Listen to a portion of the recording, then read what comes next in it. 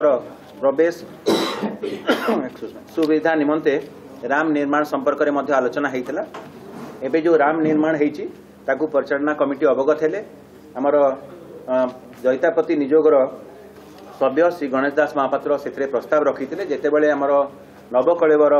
पर्व आरंभ हम से दारू सगड़ी गला बेलू जमी किसी असुविधा न हुए प्रस्ताव निर्दिष्ट था परिचालना कमिटी ग्रहण कले और कहले से समय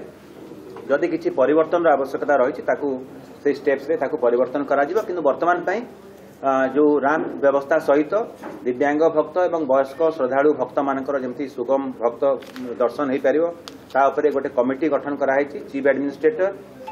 कलेक्टर एसपी एवं 5 members of the committee all 5 जन जाक आम सेवक सदस्य एडमिनिस्ट्रेटर नीति कमांडर एवं सीनियर सुपरवाइजर को लेकिन से नीति सब कमिटी से आलोचना करेंगे एवं तापाई भी गोटे एसओपी करा कौ हिसाब से दिव्यांग भक्त व वयस्क भक्त आसवे साहाय्य सहयोग करने जो वॉलंटियर्स बा स्वेच्छासेवी माने रहिबे कि भाव में आम श्रीमंदिर प्रशासन तरफ नियोजित करें विशेष भाव में आलोचना होता।